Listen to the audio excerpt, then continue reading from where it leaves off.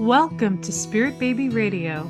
I am your host, Kelly Meehan, a citizen of the universe and a passage keeper and mentor for our new Earth children. I believe we are entering into a new psychic structure of our reality, and it is meant to embody deeper trust and ways into solid self-love and fearless integrity. Our new world energy of spirit babies needs us to consciously create within conception, trust pregnancy, and have freedom to birth and parent from innate wisdom. This is Spirit Baby Radio.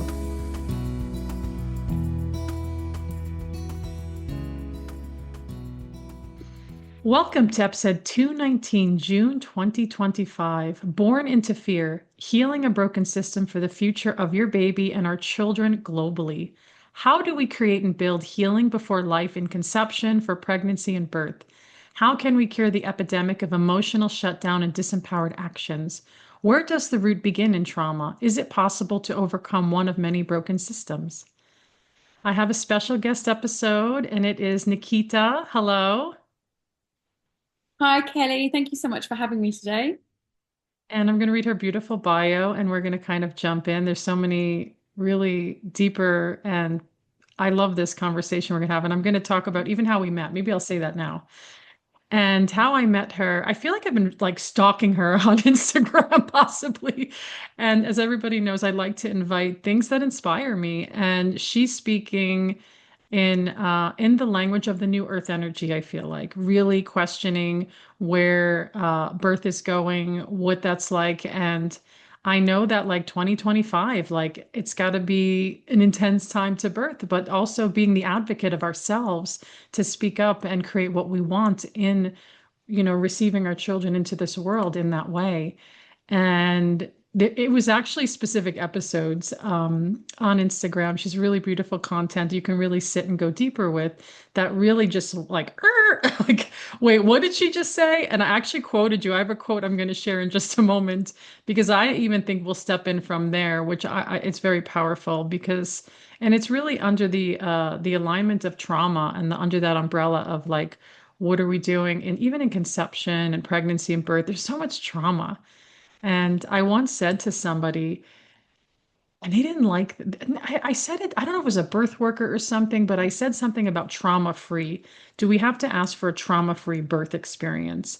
And someone's like, well, that makes it sound like I'm creating the trauma, right? But I was like, but I really felt like, wow, like I don't know. It was very interesting, and it's probably just my perspective of my own trauma and having to like, can I have a trauma-free birth? Like instead of just having a birth, right? It's maybe you can dissect that later, but let me just share more about who you are. Yes.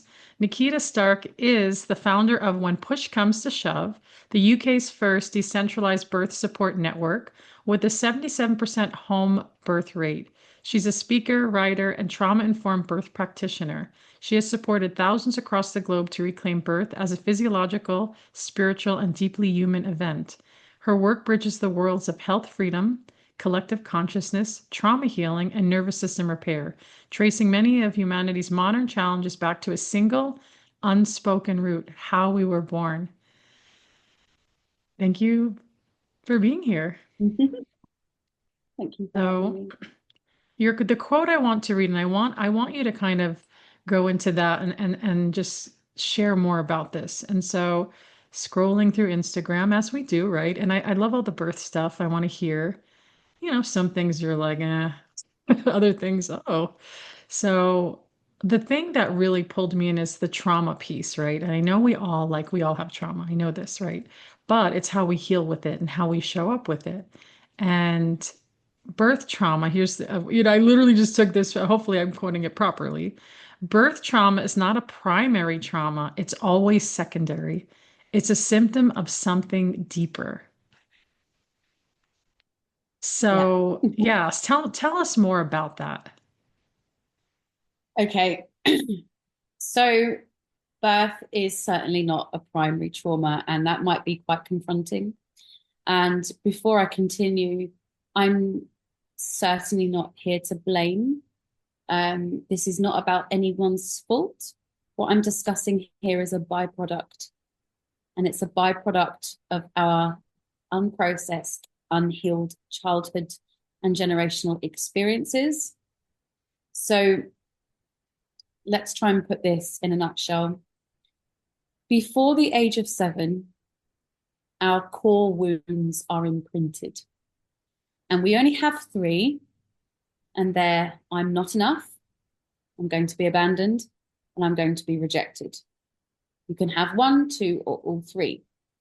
And the reason they happen before the age of 7 is because before the age of 7, we are in the theta brainwave state, which is basically a hypnotic state of consciousness.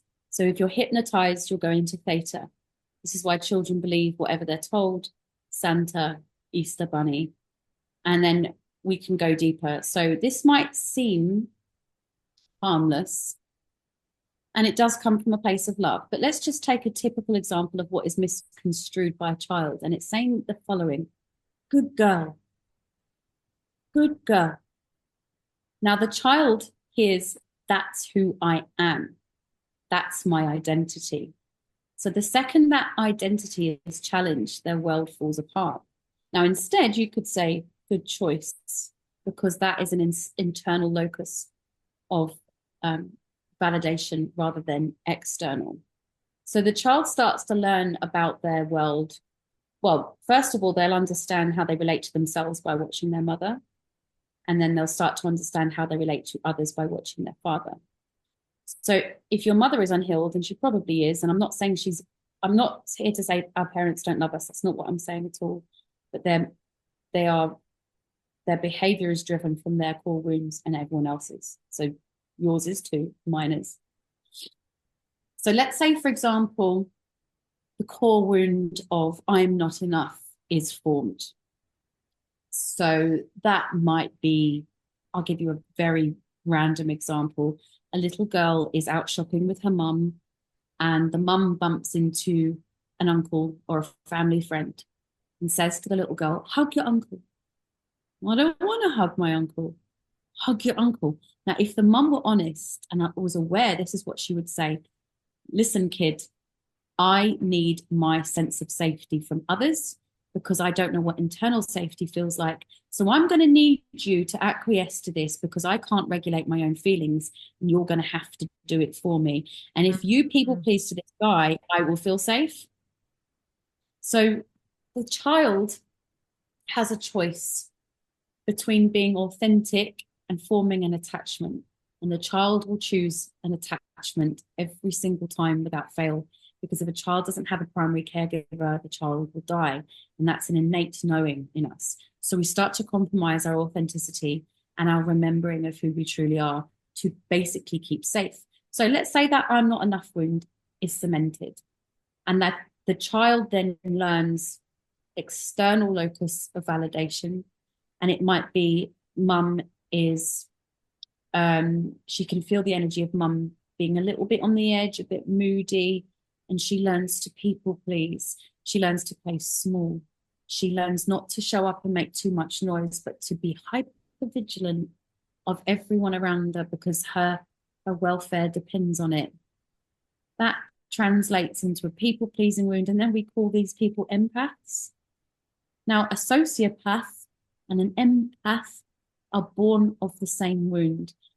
The empath has just chosen to be hyper-vigilant, and the narcissist or the sociopath has chosen to show up in the world also to protect themselves by being very overt, controlling, and they form this script about who they are. Everyone forms a script, but the narcissist will cling on to it because that's their identity, and the empath will cling on to the empath thing because that's their identity. Now, what does this have to do with birth? Well, so you're growing up being a people pleaser. You've got to be hyper vigilant, see what's going on in your environment. And you're not even going to say no to your interfering mother-in-law because you don't want to hurt her feelings. And it's not about hurting feelings, it's actually about protecting yourself. Because you feel you're unsafe if people are emotionally unsafe. So you tell me, how does a woman go into birth with a midwife standing there with a hand in a glove going, I'm going to give you a vaginal exam now? How does she say no? She's Mm. never learned. So birth is a secondary trauma. If you've already got the imprint of good girl, or I'm not emotionally safe because I've never been modeled it, of course it's going to show up in your birth. And it will show up My, everywhere. This is not, sorry, go yeah. on. No, my question is, so my curiosity is that I feel like most women I've ever met are people pleasers. Like, I almost feel like, is there anyone that's not? Well, what can you say even about that? Like, The first thing that comes to my mind is if that's your experience, that is your that's your script, and that's the state you will meet those people. They will gravitate towards you because that's what you know and that's what you're familiar with. So this brings us on to mirror work, to do the inner healing. mm, Now, I agree with you. A lot of women I meet are people pleasers too. Not all of them, but to be honest, most of the women that are not have done the inner work or they're leaning towards narcissistic. So interesting. Yeah. they're, they're just they're just armor, these characteristics. So what we do when we're children, so that before the age of 7, that's then set. Now you're not thinking it consciously, I'm not enough, but it's a subconscious script. And the scripts will keep getting cemented in your subconscious. So your parents will keep modeling that, yeah, you have to be this way to survive in the world. Then the experiences in school will show you the same thing. You'll go, oh, right, yeah, I'm not safe. I've got to do this. I've got to do that. And we're never taught to feel, we're taught to soothe instead. Child's fallen over. Oh, don't cry. It's all right. It's all right. Or if a child has a tantrum, stop doing that. I can't regulate my emotions. You definitely can't be doing that. So we learn that. Yeah, And then, I always wonder if we could like even say that. Like I've said things with my son and I'm like, I don't know if you should do that. And I literally under my breath I'll be like, because I'm uncomfortable with it. You know what I'm saying? Like it's really fascinating. You just when you were saying that, I was thinking about the other day I was at the park and there's a whole water. They set up the water thing and it's squirting around. And this girl was probably like 7 or 8 and she's running and her mom's like, be careful. You don't want to mm, fall. And I was like, okay, like she could fall and she's probably going to be fine. But it made me like inside, I was like, oh, that's interesting what we do. And maybe it could be harmless or maybe it could be harmful. We don't know because I don't know the story of that little girl. But then I'm like, my gosh, like when can we let our children, especially in this day and age, I feel like children don't like leave the house for hours and play in the woods at like, a young age because everybody's scared. It's like something has shifted in the world. And I can really speak from more of American culture, but I see that a lot. And I laugh about it, but I'm also like really freaked out about it. Like how are we raising our children to become like to know that hardship will happen, to not almost like I don't know, and this is probably my wound, is I don't want it to be too easy, you know? I see what you're saying. But it's your immediate modeling of the world will come from your family. That's imprinted and that's your script. And Which then you is will really keep fucked seeing up, by the way, but everybody says that, right? Do people say that or it's just me?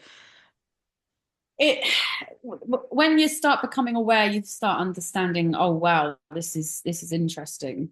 Like yeah, so when we teach kids soothe, not heal, heal, heal. I mean, look, before age 7, a child will not be able to internally uh, soothe themselves or regulate the nervous system. That's the job of the parents. But the problem is, most parents are unhealed. They can't regulate their own nervous system, and they expect a 4-month-old to sleep through the night. So, like, yeah. So we need to go past that for a minute. So go into adulthood. What happens is life starts giving you mirrors and opportunities to heal. So it might come in the form of a friend at school who treats you like an arsehole and then you don't like it and you blame the mirror. Now, let me be clear what this means. It's not a mirror as in you are the same as them and you behave the same. What they're doing is offering you a gift. And the gift is they'll say, look, this is what you need to heal. Now, let Mm, me ask you this. Where do your feelings take place? Inside you or outside you? that's a really good question. I want to say inside me because I feel them, right? But the environment can definitely create feelings through connections of other people. Right, but ultimately, where do you feel feelings? All different parts inside my body. There's just not one location. Right, inside you. So Yeah. if you feel your feelings inside you, answer me this. How can anyone make you feel anything? Mm, yes. So let me get like a prop. Right. Because we're all going to You, respond differently to feelings, right? I mean, that's the thing. Like, this is what I would call like a trigger. Like, someone's like, oh, I feel so hurt by this person, or it's just not working out, or I can't create this relationship. And it's like how we bring it back to ourselves. It's like, that's the piece. That's, yeah, go ahead. I want to hear more what you're going to say. so that's right. It's how you relate back to yourself. But what we do is we blame the mirror. We point and blame and bitch and moan. This person made me feel like that. I'm not sitting here and saying other people's behavior is fine no matter what they do. That's not what I'm saying. I'm saying let's bring it back to you. So let's take, for example, a very typical case of a woman in an abusive relationship. She, I'm not saying it's not bad. I'm we're trying to go deeper here. Okay. So we hear this all the time. He chipped away at my self-worth. He made me feel this, right? So if there is no wound to chip away at, what's he chipping away at? Mm, And hmm he's a mirror. He's only in your life to go, excuse me, darling, you need to heal that. mm, So we can't heal what we can't feel. hmm If someone is in front of you triggering you, if there's nothing that needs healing, how could they trigger you? Yeah, I really love this because I love using the word trigger because a lot of people will say, "Oh, well, this is a trigger and this is a trigger." And I know there are certain things like that come up for people, like not just in friends, but with clients. And it's like it's interesting to look at those things and maybe I do feel like there is a subconscious piece to that because sometimes people don't really know where the origin is or where the depth of it is. But I've often find myself going into conversation, well, like I'll go into something and someone's like, oh, that's so triggering to me. And I was like, oh, it's not, I don't have a trigger around that. Like, especially like religion is a really big one for people. I don't have any religious triggers, so I don't get upset around anything. And it's an Okay. interesting observation. Huh? You don't have a religious wound, or you did have and you've healed it. No, How I can you be didn't. triggered? I don't. Yeah, that's why I was like, but I did have my moment when I was a teenager and I was like forced into Catholicism. And for me, it was like it felt like punishment and fear. And then I worked it out in that time. But then all of a sudden, it was just like I realized a lot of people around me were had really big religious wound triggers, and I was like, huh. And then I just kept being in observation with it, and yeah, of course, I'm attracting people that aren't in that highly religious space either. But it is just really, yeah, I think that when we know those things, um, what would you say? I mean, it's a step into healing, right? Like not healing, but like just to knowing who we are, knowing ourselves in a way without feeling Triggers like, are an yeah. invitation to go into awareness. But let me make this really simple. You can only ever be triggered by a script you've created about your identity. So if it's religion and you are holding that religious belief, this is my identity. The second Mm, someone that you're going to fall over like a feather, because if it's not firm and rooted, or you have no attachment to it, you can't be triggered. Now, this sounds really basic, but I'm going to say it a couple of times. All suffering is an attachment to an outcome. mm, All suffering is an attachment to an outcome. That includes pain, physical pain. If you're in labor, mm, and you start fighting it and you start resisting it, you're not satisfied in the moment. You are wanting to be in the next one. It's a resistance that causes suffering. Pain itself isn't suffering. Wanting to be out of it is. So Mm-hmm. if you're in the moment with someone and they're triggering you, you start questioning your own beliefs. That's why they trigger you. Now, most of us are not aware of what it's even coming from because it will be one of three core wounds. So that person will be holding a mirror to you're not enough wound, you're I'm going to be an abandoned wound, or I'm going to be rejected. Might be someone not texting you back. Oh my God, they're such an asshole.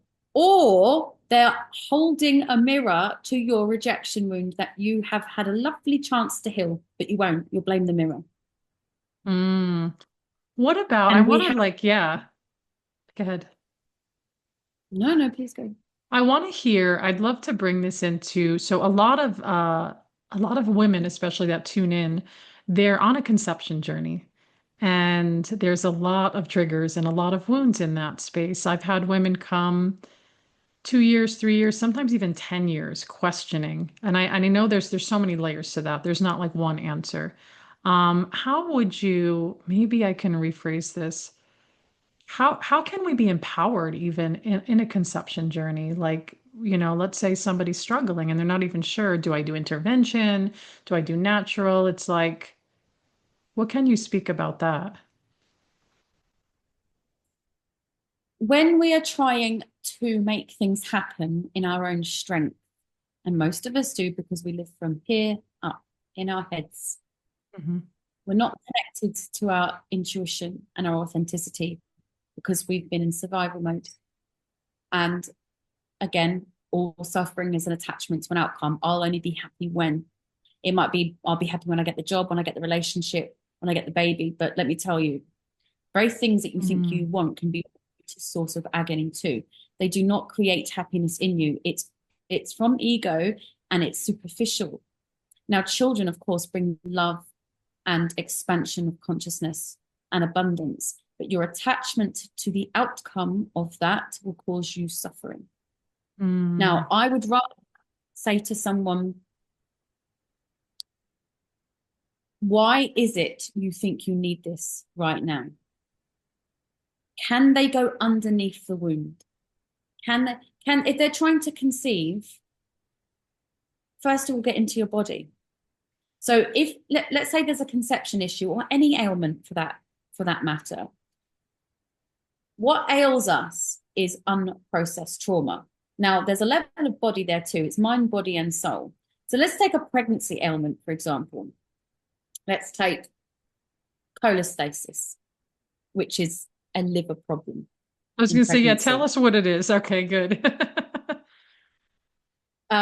It's a liver disorder. You start getting itchy hands and feet, and Mm. there'll be a problem. So they need to check your ALT levels and such. Anyway, so we store our unprocessed anger in our liver. So hold that thought for a minute. If I see women with thyroid problems, I can bet you my bottom dollar they have an issue with boundaries, speaking their truth, or speaking too much because they don't like what the silence holds. Mm. If physical terrain is and the emotional root cause is being held in that part of the body, you're going to see a physical ailment. So if you're in your head all the time and you can't drop into your body, into the intuition, all that energy is going to store itself here and you're going to see migraines.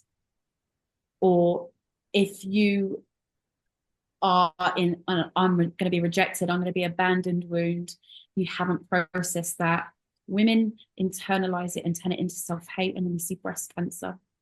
Men push it away and we see heart problems. Mm. They push it away and we internalize other people's hate. Wow, yes.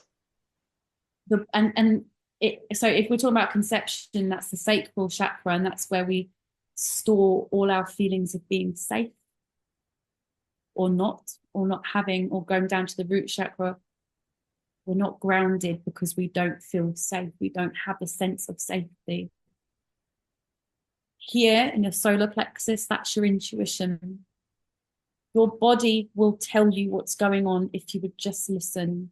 But we don't want to because the feelings, Hmm. the emotions, are comfortable and we're taught to soothe. But soothing is not healing.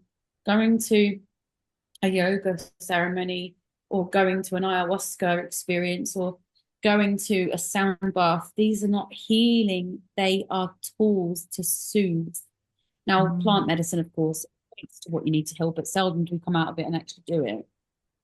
But it's all wrapped up in a disguise of healing, and it's not, going to a reflexologist or a water specialist or a sound bath, it doesn't heal you, it soothes you. Healing, the Hmm. only heal is to sit with the wildly uncomfortable feelings because your body's trying to talk to you. Underneath those layers is you, the real you, with no attachment to an outcome, with no scripts of what they are.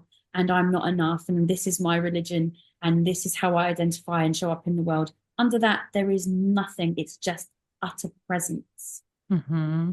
That's, but you've got to feel it before you let it dissolve and transcend it. But seldom do people want to do that because we resist. And what we resist persists.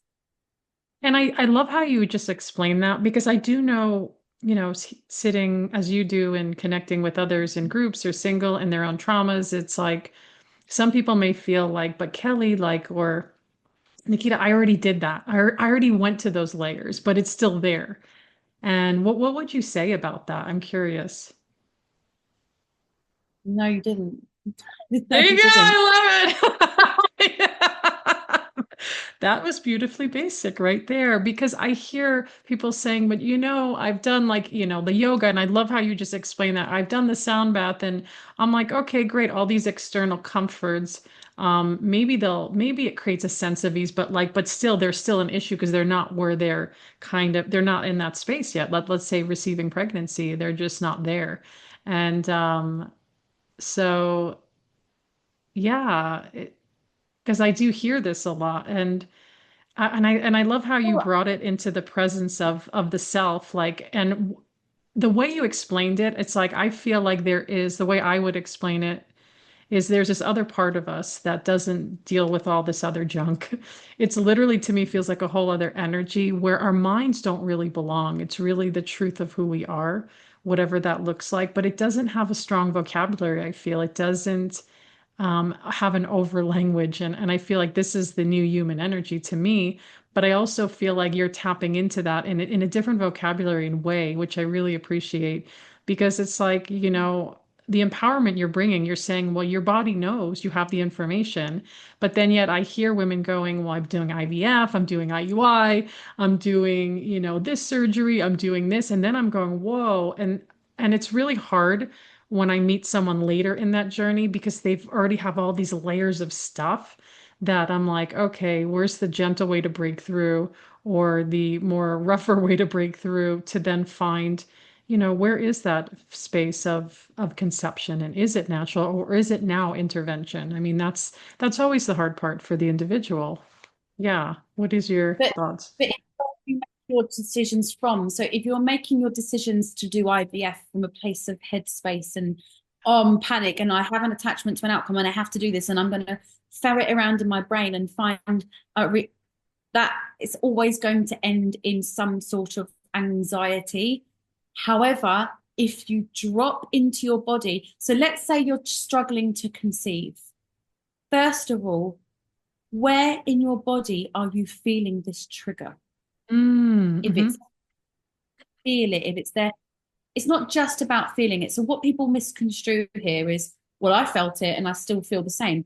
Yeah, because you probably hooked into the script attached to it. Yeah, Or I feel okay.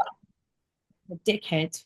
I feel like this because my mother treated me like that. No, that's intellectualizing your healing. You can't intellectualize your healing. You can go and see Tony Robbins, Deepak Chopra. You can go and see all the big wigs and come out and feel, I know it all. But listen, you can know what your attachment style is and know that you've got a disorganized or an avoidant attachment. Doesn't fucking heal you.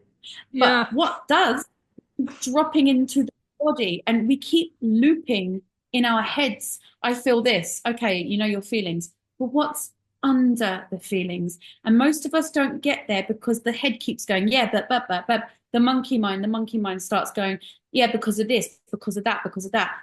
What I'm asking, if people are willing and ready to do it, is to drop into it and let it do. I have a 5-step Mm. process to describe it. Um, and I have it loads of tools on my Substack to do this inner work. And the thing is, right, I'm not for everyone. I'm Some people won't ever want to do what I'm offering.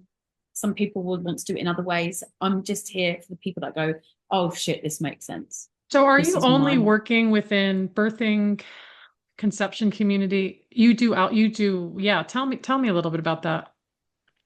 So I'm a lifestyle medicine PhD researcher. So I look at the Okay. emotional root cause for understanding ailments and dis-ease within the I was body. like, okay, Nickita, you're hired. You're hired. Because I'm thinking of some complicated shit that I'm a physical person that feels, and then I get trapped. I am not in denial about it. I do medical intuitive work, yes, but I'm not in denial of my own elements. Like when I get trapped in some physical issue, it just doesn't disappear. It like it sticks Right. around, it sticks around, it sticks around. And I'm like this, okay. And this has been more my new life in my new, because I moved and I had such a major transitions last year. And I'm in this new space and I'm like, wow, I'm having more physical symptoms than I ever have. And I do bring it back to safety actually. Because my husband's like, yeah, like what's going on? I says, I intellectually know, oh, I'm okay, I'm safe, this is great. I've like really expanded my life. But I said some other part of me is like, wait a minute. Like I says, I don't know how to control that. Or I don't know that, but I'm an observer. It's almost like another person with another identity. And I'm like, Your right? inner You know? child. Yeah. So some people call it your subconscious. I refer to it as your inner child, and it drives 95% of our behavior. So I would, this is another lovely technique. So I was just saying, I run a Substack, I blog on healing, and part of my paid subscription is called Awaken Self Healers, men, women, all Mm. ages. Hmm. Come and join my WhatsApp group. They're healing in real time, and we do monthly Zooms. So let's say, for example, I had a Zoom meeting. Like I do these workshops for women called Heal Her, and it goes through all the Oh, I process. love it. I Yeah, say yeah.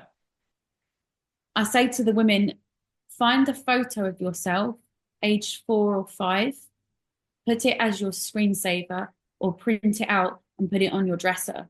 Mm. That's who you're accountable to. So just imagine every time you've got that unsafe feeling, little Kelly is 4 years old and standing in front of you, and just ask yourself these questions. Okay, I'll ask you, would you reject her? No, Would you abandon her? no, Would you tell her she's not enough? no. What would you do? Gosh, when you said that, wow, okay. I'm gonna just be very graphic here. When you said that, my heart palpated with that last one. It was like, I was like, oh, look at that. Um, what was the question? I checked Would you out. tell her, and what would you do? Because this Yeah. is who you're accountable to. This is the person who has taken the wheel. And when we're very dysregulated, it's our inner child going, excuse me, mate, you're not listening. Yeah. I really love That's the way so you talk about the inner child and the way you bring it because I've heard inner child stuff before, but there's something the way you're saying it and sharing it, it's like it's grounding. Do you know what I mean? Because people like do inner child work and you're like, what the hell does that mean? But just to share too, I work with a somatic therapist for the past few years on and off, and she's the one that really took me to the inner child work more. And it has been in a moment transformative. Like I would never think it to be, but in the moment of expression and connection, and something I call the inner infant. Whereas like my inner infant felt the most not enough, abandoned, neglected. And I laugh at my nervousness, but it's more of like, okay, there's something in that part of me, that pre-nonverbal. And I did have trauma when I was born. So, and I know that, that's a big part of it. To a mother that was unhealthy mentally. So it's like, oh my gosh, like what is this that's happening? And So yeah, I really appreciate the way you say about that inner child and, seeing her, like connecting with her. And I almost feel like you're giving me maybe some pieces to this physical messages that keep coming through that what I consider to be more chronic. And then maybe I'll look into your community, but you're also going to share that at the end as well. And I'm going to be able to share that with others. And for some reason, I thought you were like more into the birth. I wasn't sure what areas I you were I supporting. am. Both, yeah. When Shove is just for birthing women, of course, and their families. But my other work is the Unity Project, which is Oh, uniting people and yes. Okay. mind, body, and soul to heal. So if tell me if you're not willing, but I mean, right now I could go through something with you and a Okay. process Yeah, let's the do ailment it. So I'm if going to you're tell you comfortable. what's been going on right now. Almost, I'm not shy about it. I'm frustrated because I'm somebody that can feel, manipulate, change energy. I'm very interdimensional. But what the fuck does that mean if I still have things? I also hear the earth shifts, and I feel like there's a connection with that. But I woke up one day on the day of my moon time with severe vertigo to the left of my body, which I feel everything mostly to the left. And the left part of my body, since I was a teenager, always hurts more. Is an observation. Medical science has no idea why, which doesn't matter. I don't really care what they think. But when I was younger, I was like, something's wrong with the left side of my body. So now it's more minor and I'm doing a lot of different things on my own. But when I tip my head in certain directions, it's still there. And I'm like Okay, really trying to sit with it and go, dropping in to just, I don't want to do it anymore. I don't want to do the vertigo. okay. Yeah. Thank you for sharing. So any ailment on your left side is a mother wound. Your left is your divine feminine, and any ailment on your right is masculine. So you're vertigo, you're dizzy, you're unbalanced. The body is very literal. What is so chaotic within your head that you can't keep harmony? And Oh, where is it yeah. coming from? Wound. I've noticed recently, I feel like my brain and thoughts are changing in a positive direction. And that sounds weird. And maybe that's the physical, like people talk about, like, I've had people say I have OCD or I have anxiety. And about 2 months ago, I had this mental energy come into my sphere of my mind. And I was like, and it felt like anxiousness. And I was like, what is this? This is not me. I don't want to do it. And then it shifted, but I was like, maybe I'm still doing it. You know how people go into mental, repetitive thoughts, thinking over process? I don't feel like I do that at all, especially since the vertigo's here. It's just like I'm here showing up to life and just being and not worrying, not like, so I probably didn't answer your Is it question. is it yours? Is the vertigo yours? Or are you So holding it for that's someone? what's in. So, oh gosh, I'm so glad you said that because my 8-year-old, in the past few weeks, he said to me, I feel really dizzy when he comes into my bed. I feel dizzy. Or then the other day, he's like, I feel dizzy. And I'm like, he's never said that before, by the way. And then I ask myself, well, is this his or mine?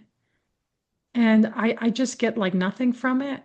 And then I go, because I know as a mother, it's not like I want to take on my children's elements, but there's something in that space that can come through. Because my firstborn, I can get very enmeshed with his energy, and I've worked 14 years on that. But like my little one, I was like, I'm not enmeshed with him. He's his own. His nervous system is very regulated. He's very in his body. And I've never experienced that with anybody in my life. Like he's literally mirroring, like brought me to tears when he was born. Love without conditions. I've never knew what that was. And so lately it's, yeah, interesting you say that because he's been talking about being dizzy when we get quiet or he's just sitting next to me. And then I tell myself the earths are shifting too, and I can feel that. So I'm like, yeah. Do you know what I'm saying? Maybe people feel that like, well, it could be this, this, and this, but then maybe I'm intellectualizing it now. Right. So there's only one way to know that, to the answer, because it might not be yours. It might just be you're very sensitive to energetic field, but why aren't you protected enough that Yeah, you are that's what I allowing? want to know. Why am I not protected enough? Exactly. Right. Because something I would be sitting. Where are you? I know this sounds strange. Are you feeling it in your head or your inner ear? Is it more like a labyrinthitis? I What's, feel do you know what's it. going on? So. Like if I get quiet with my body, I do feel in my, because it's the left side of my body, yet again, it speaks louder. I can feel in an inner and outer pressure in there. If I listen, I've just gotten used to it over these past weeks, but I actually feel like it's like here in my head, but it's mostly when I tip my head. So it's like when I'm like this, I don't feel anything. But it's when I'm tipping, it Okay. was way What, worse in the beginning. what feminine pressure Mm. script are you carrying around still? What pressure Honestly, the from first a, when you say that, I'm pretty like quick with with my mind just said you have to do everything. I have to do that's why everything. you, Say it again. that's Yeah. why you've got vertigo. That's your script. I have to do everything. How can you be balanced? How can you be, how can your feminine divine, how can your divine feminine be balanced when you have to do everything? You're Yeah. being tipped. So, where is the safety in asking for help? Where is the safety in being felt that you are in a container, that you don't have to do everything? Look I at think that, Kelly. there's definitely an old wound in that because I feel like when I do reach out or I say it, it's not taken seriously by my family. Like, oh yeah, No, sure. And then I'm like, but then I end up doing things because I'm like, oh, I'm just gonna get done. I'm gonna do it, which is really a bad pattern for me. so that sounds like a script. Well, I'll give you an Yeah. example. Last year, Yeah. I was feeling really unwell, and I had this script of I have to do everything because people are fucking useless, and those are the people that I attract in my life, right? So one morning, no, it was the night before, I text my daughter's dad, and I said, "Can you come over tomorrow and take her because I need some time to myself?" He said, "Yeah, sure." In the morning, I woke up to a text message, "Oh, I'm ill too." And my ego went, "Oh, fucking course you are. Of course. I have to do everything. I have to take." And then I went, "Stop yourself, you mad bitch." And I just went, "What is this script? Am I safe? Yes. Am I worthy? Yes. Am I allowed to have a few bloody hours to myself? Yes. Am I powerful and loved in myself enough that I can attract people that can help me? Yes. Mm. I let go of the script and stone me down. 10 minutes later, he walks in the gate and went, "I feel better now. I'll take her." Wow. I had to go off that script. Yes. It was Yeah. running.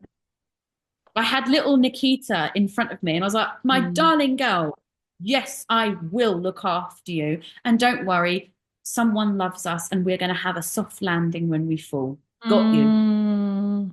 I love that. Yeah, you're really bringing up a lot of that. And I kind of felt this too, like days ago. It's very subconscious because I was born into caretaking. So I got some like deep stories that like are still kind of, it's like maybe people say this, it's like I've created this symbiosis with it. Do you know what I mean? Like it's not like helping me, it could be hurting me, but it's so hidden that it's almost like hard to know the separation of it. And I know that I have to advocate for others to do things and walk away from it, literally, and not feel like I have to go do it or I have to figure it out or I have to fix it. Almost in a sense of like, you take care of me, like, or you do this. I'm not going to do this, but I do, then I get angry, which is fine. I live in a house full of male energies. So I feel like being angry is very acceptable, which has been really good medicine for me. Because if I lose my shit or I want to scream or go like wild, it's actually greatly received. And then I move on. But Your, mas- yeah. your masculine side is overcompensating, which is why you're feeling it in the left, because your feminine isn't being held. It's not, there's no balance. The body's so literal. Vertigo is about not being balanced. Yeah. So where are you balancing your life? I'd sit with that for a little while without Yeah, an thank attachment you. to. No, I love this because it's like this is really powerful and it's so subtle and it's so there. It's like, yeah, it's like another part of just, have I even been holding myself? I've just been going through whatever, taking care of the family, just like, working a lot actually with a lot of clients. And then I'm going, and I want to do that, but then I'm like, gosh, where am I? Yeah, where am I in my balance, as you said. So that, yeah, thank You're you. Thank not you for that. alone. You're most welcome.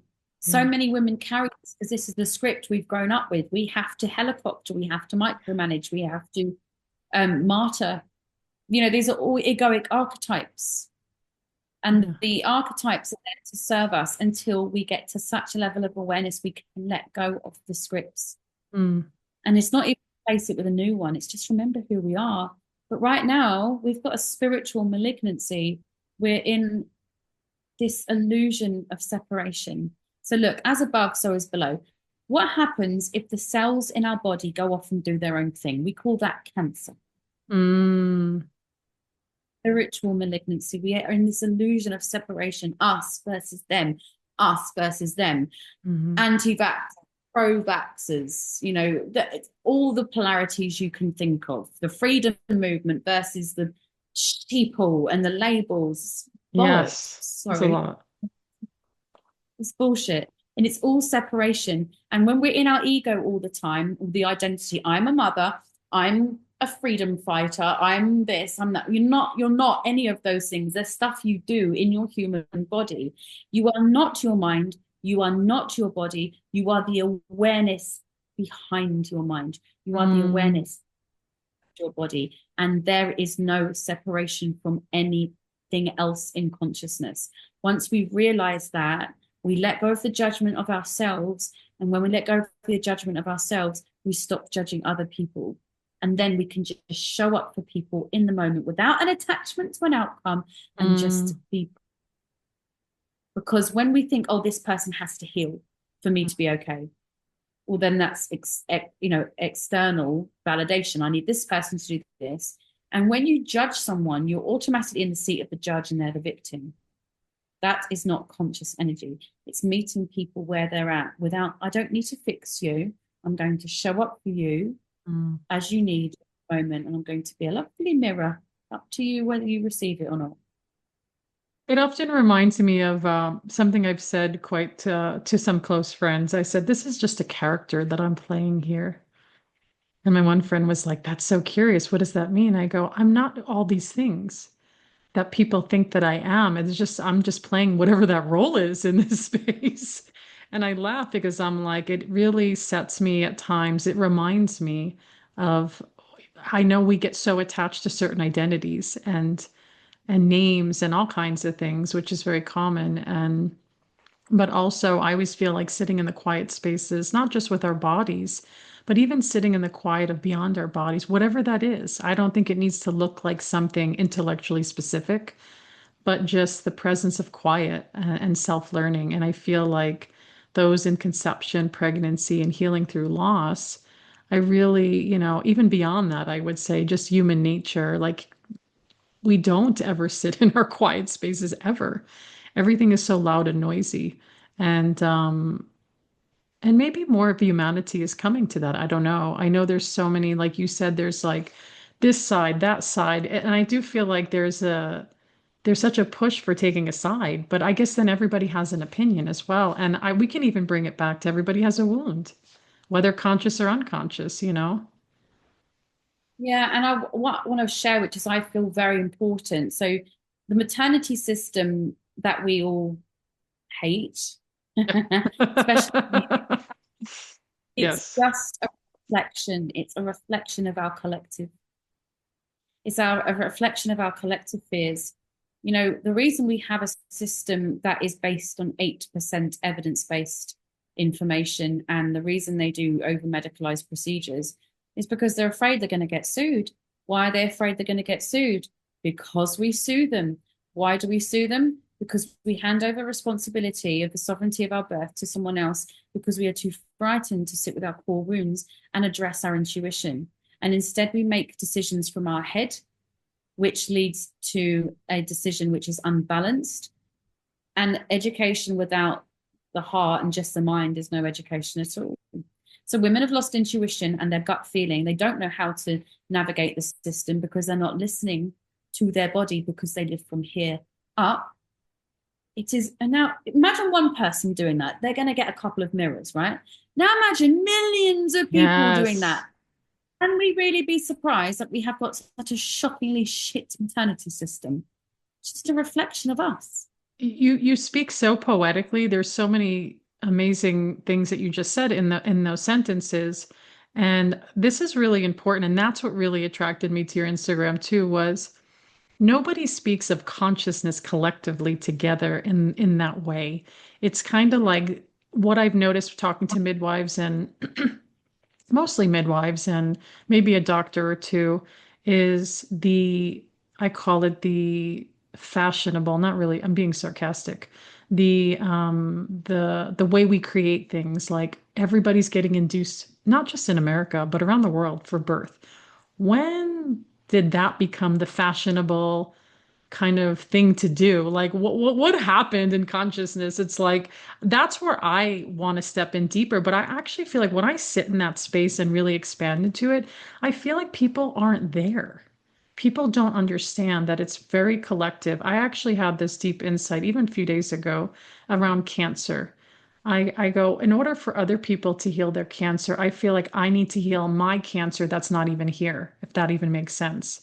Do you know what I'm saying? Like, Yeah. I need to do that on some deep level of freedom, not in like I have to take on sickness, but, and I look at the birth and I feel like a birth advocate in many ways because I continue to feel like maybe, I don't know if you feel this way, like I'm looking through the window and I'm going, what the fuck are they doing? And I'm not heard, the window's shut, and I'm like, where's my piece in that? And then I'm like, well, maybe it's the energy piece or the conversation piece. But again, it's like the fashionable, like everybody's in danger, everybody's, has to be induced. And I know the pandemic brought in such deep levels of fear. And my hope was that, well, they're going to work through it. But I think we left it. We left this level of fear in how children are raised. My kid has to have a cell phone at 5 years old. God forbid something happens and they disappear. And I was like, wow, that's interesting because a long time no 5-year-olds had cell phones because we need to find them and they're in danger. I mean, this is a big thing I'm sharing. What can you speak about that? That's a lot. Well, the pandemic was just a byproduct of our collective consciousness. Yeah. And I mean, you've got people in the freedom movement saying, it's they did this, the elites did that. Mm. Yeah, yeah, that's probably right. But why? Because we're collectively in fear. So you can point and blame all you want. This person did this, and they're forcing this vaccine, and they're forcing whatever. Yeah. But what's the part in it? Well, I'm not doing that. No, I'm not saying your behavior is the same, but where do you need to heal? So what I would say when people watch the narrative or they Yeah. watch alternative media and they're angry, where in your body are you feeling it? What do you need to heal? Mm. Hmm. Now, imagine if everyone started healing it. The very things that we bitch and moan about would go away. This is why I don't fight the system. They are going to, the system will drown under its own fear eventually. And Mm. I don't want to bitch about the system. I created a new one. I like And that. Yeah. we have 7% home birth rate. We're in 10 countries. I've trained hundreds of natural birth practitioners, and it is mandatory to do the inner work. We cannot have women attending births in ego, in fear, projecting their own, I'm not enough, I'm going to be abandoned, I'm going to be rejected wounds. We are there to hold space and be woman with woman. That's it. We are serving women, not the system. And the thing is, when you go through a pregnancy and you're unhealed and something bad happens, this is the polarity I'm talking about. So let's say something goes wrong at a home birth. Got the medical lot. See, boo, birth, dangerous, black and white. Something goes wrong in hospital. We've got the natural lot. Boo, see, medical birth, dangerous. No. Why are we making choices that we're not listening to our gut from, but we're doing it in our head? Oh, I better go into the maternity system and get an induction because what they told me to. Their head, that is not their heart. or I better have a home birth, even though my gut instinct is saying that my baby's not quite right and I probably need to go to hospital. If this is of black and white and polarity and nonsense, we are going to get nowhere very quick. If we meet each other where we are at, and let's take meconium, for example. For those who don't know what that means, that's when the baby has had a poo. And if the poo happens in the hospital system, they tend to freak out Yes. and they think the baby's in distress. So, first of all, the presence of meconium does not necessarily indicate baby is in distress, but the lack of meconium doesn't mean to say baby is fine. It is Mm. just another. Now, we've all heard the term scared shitless. So if mum is in the sympathetic nervous system, there's a very big chance the baby will have a poo. There's also a big chance the baby will have a poo if she's over 41 weeks and they have a mature digestive system, or the baby's breech. So I'll give you two examples. I was at a birth with a woman and she was very early on in labor. And she called me in and she goes, "Oh, my waters have gone." And I looked and I was like, "Oh, there's meconium in there, just to let you know. What do you want to do?" And she said, "Can I just have a minute alone with my baby?" Wow. So I went out and she said, "You can come back in now." She went, "He's fine. I'm going to I carry love on." that. I went, "Okay." At which point I was triggered. So I had to sort my shit out. So I didn't bring it in. So I walked out the room, all the outside stuff and my experience in meconium, blah, blah, blah, blah. And I thought, "What are you doing? Mm. What are you doing? I can't control this outcome. I'm not meant to control this outcome. I'm meant to hold space for this woman. I'm not meant to fix it. I'm meant to hold space for her." I told her, "Here are the chances statistically for meconium aspiration, which is ultimately what we want to avoid. These are your choices. What do you want to do?" And she said, "The baby is fine." She was right. Yes, the baby was born Wow. in, but there were Yeah. no problems with the baby. Now, similarly, I was at a birth. The woman was 41 weeks. She was just about to push, and I saw light stained meconium. Nothing that would alarm me. This baby's about to come out. I'm expecting to see it. She's 41 weeks. Again, I said to her, "There's light meconium. Here are the chances of meconium aspiration. Experience teaches me this. What do you feel?" She went, Mm. "Oh." And she did it from calm, not, "Oh my God, something's wrong." She went, "This kid needs my help. We need to go to hospital." She was Mm. right. Wow. But women can't access this when they are here. Yeah. And they are totally searching around what the evidence. You can Yeah. find evidence for anything, Yes, anything. let's spotlight that. That is absolutely true. You can see the worst of the worst, the best of the best. And I love how you're like you're yeah, you're really holding the self-responsibility of the individuals. What I do a lot as well in my work is like, what does your intuition say? What does that inner deep space, especially being a medical intuitive with liability, I have to be really careful because I'm not telling people to go get surgeries or do medications. I'm like, let's come to where you are and look at that. And I feel like that's not offered enough in pregnancy, to be honest. Is like, I remember like in mostly my first pregnancy, I feel like I had to fight a lot, even with midwives, by the way, in open-mindedness to not want to do a lot of tests because my baby told me he was okay, but that wasn't enough. And that really bothered me because I was like, what are they saying? Say that again. They're, they're, they're so disconnected. Hearing that will probably make them think you're insane. Yeah, and there was one of the, like the gestational diabetes tests. I says, I know my baby's not, but they said, but Kelly, your family, because they were all hella diabetics, but your family's like that. I was like, yeah, but that's not me. And my instincts were like, no, you're okay. And then I had a really honest answer from a midwife one time and with my second born.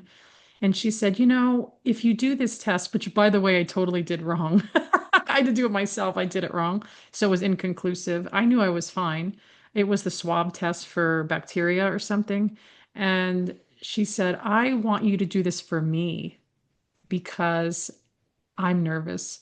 Which, of course, my pleaser's like, okay, I'll do it for you. right?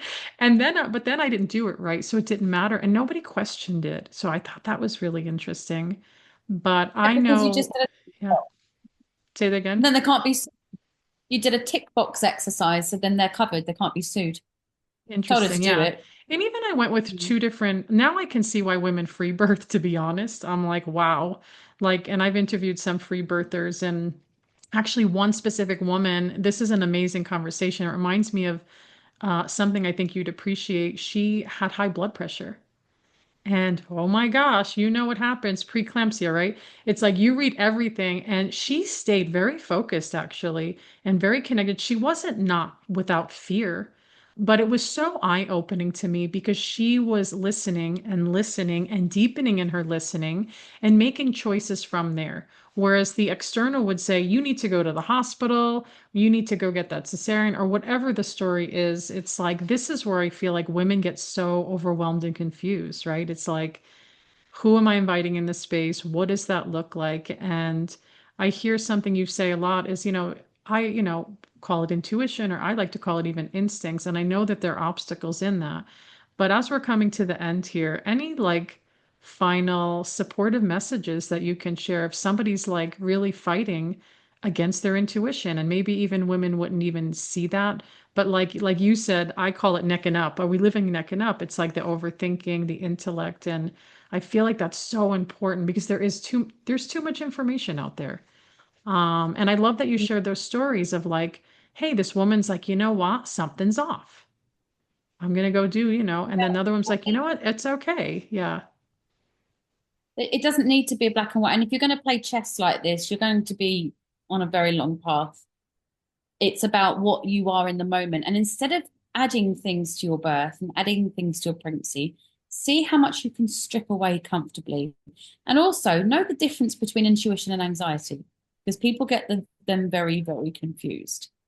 Anxiety is a wound. It's a behavior driver from a wound. And instinct is calm and it doesn't feel chaotic. But it's very rare we can actually know that instinct because we are so in our heads. Now, I would say you need to meet yourself where you're at. It doesn't mean to say you need to go and give birth in the woods with a mariachi band playing or a shaman with a drum, with a sound bath. No, it doesn't also mean you need to go and book your planned C-section with a doctor that is knife happy. What it does mean is drop down into your body and say, what do I need? Mm. And it might be a toe in the system. It might be you need more information. And what I find, the more information women learn, the more actual trust they have in themselves. And they can go, right, oh, I was right all along. See, most people confuse guidelines in hospitals with law. They think they have to. Yeah. Said I needed to be, oh, well, I actually had to be induced because my doctor said. But that's not law. That's a guideline based Mm. on 8% evidence-based information. 8. That's it. And fear of being sued. Know your body, know your trauma, know your wounds, and know your nutrition. So you just brought up preeclampsia, for example. Do you know why preeclampsia happens? No. It's lack of protein. So they Oh. won't know this in midwifery. So when you're pregnant, your blood volume has to expand by up to 60%. And in order to do that, your liver has to perform 500 metabolic functions. In order for your liver to Mm. do that, 80 to 100 grams of protein a day. So fast forward to your third trimester, your body expanded its blood volume sufficiently. It thinks you're bleeding. So it starts to draw water Mm. else. What happens when you hold water? You swell. What happens when you start swelling? You get high blood pressure, preeclampsia. Because what Very I've often, known, it's a yeah, this is your area of expertise, but in the years I've had women and friends like not friends, but like like the mom in the baby group. It's like, oh, had preeclampsia, I had to go to cesarean section. So that would be a disservice to women to some level. I'm not going to say, I don't know, it's a tricky place. So that's interesting. I had no idea it had to do with what you're sharing. They just need more protein and salt. I mean, there's a big myth that you shouldn't Yeah. have table, but you can actually have as much salt to the taste as you want in pregnancy Mm. because your kidneys are doing something very different compared to a non-pregnant body. Look up the brewer's diet and you'll Mm. understand it so much. Yeah. I have a book on my website, and for your podcast, I will give 100 free ebooks away. So if you go to whenpushcomestoshove.co.uk, right at the top of my website, it'll say get your free ebook. Click on it, and it's called 5 Astonishing Things Your Midwife Won't Tell You. Amazing. And I love it. big glimpse into understanding. And if you want to learn more about the self-development work and the inner work, if you go to my Substack, it's just Nickita Substack. There's so many tools about understanding yourself, and we've got the subscription for the Awaken Self Healers. It's £11.11 a month. That's it, and I think that's probably about $18 a month. And with that, you get the community, the WhatsApp, the real in-time healing, the monthly Zooms, discount one-to-ones with me. Yeah, it's such a beautiful community. But listen, women of Earth, you've got to take back your birth. It's sovereign, it's sacred. And if you hand it over, you're missing out. But you've got to meet yourself where you're at. And you might not want to. That's the beauty in free will. There is a Mm. system that you hand your experience over to them and they will gladly take it. But if you don't want to, there is another way. Know thyself. Thank you, Nikita, for sharing that. And then can you give your website and other ways, your Instagrams that those can find you, and they'll be shared as well in the show notes. Absolutely. So it's whenpushcomestoshove.co.uk. And my Instagram is when.pushcomestosshove. That's for birth. Or if you're looking for the inner work, it's Nickita Starck Official. Or I'm on Telegram, Awaken Pregnancy and Birth. Got a Oh, really big channel. oh, nice. Mm. Yeah. I forgot about Telegram. I have, to be honest. It's gone a bit quiet, but it's still there if people want. There are people on there talking, which is nice. Amazing. Well, thank you so much for being here.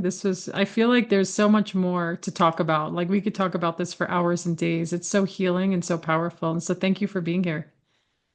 Thank you so much for having me. We could do a part two. There you go. I hear that, everybody. We're going to do a part two, and we'll go deeper into whatever the next conversation is that calls into our hearts. And I want to thank you Thank all for joining episode 219, June 2025, Born into Fear, Healing a Broken System for the Future of Your Baby and Our Children Globally. Thank you for joining Spirit Baby Radio with your host, me, Kelly Meehan. Please join my community and stay in touch with monthly energy rants, Spirit Baby poetry, and get access to Spirit Baby 101 with tips and practices at my newsletter at newearthchildren.com. And join me on Instagram with lives at Spirit Baby Medium, and join the Mighty Networks, the Spirit Baby Collective membership, and Motherhood to Mediumship.